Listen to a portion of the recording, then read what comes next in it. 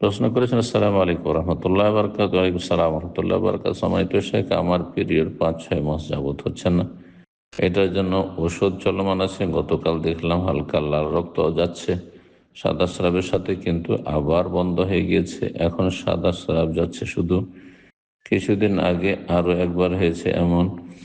আমি কি এটাকে রোগ ধরে নিয়ে সালাত আদায় করতে পারবো? ফরজ গোসল করে জানাবেন ইনশাআল্লাহ।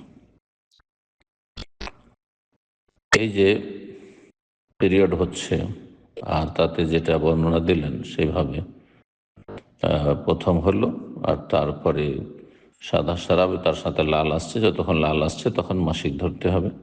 আর তারপরে শুধু সাদা আসছে সেটা দেখতে হবে যে কোন সময় আসছে। আপনার যেটা মাসিক, যেটা অভ্যাস প্রতি মাসে মাসিক ধরেন 6 দিন 7 দিন হয়, এর অতিরিক্ত সময়গুলিতে হচ্ছে নাকি। যদি অতিরিক্ত সময় হয় তাহলে এইরকমটা মাসিক নয়।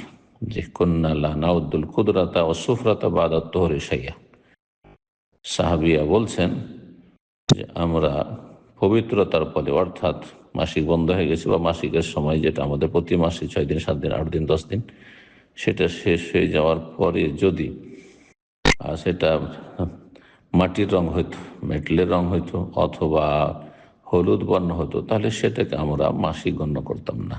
জি, তো আপনার অবস্থা বুঝে ব্যবস্থা নেবেন। এবং বিস্তারিত মাসিক সম্পর্কে আলোচনা শোনার জন্য সহিহ বুখারীতে যে শেষ পর্বটি মাসিকের রয়েছে, তাতে বিস্তারিত সমস্ত মাসাইল রয়েছে, সেখানে শুনে নেবেন। আপনার অবস্থার সাথে যেটা ফিট হচ্ছে সেটি আমল করবেন। বারাকাল্লাহু ফিক।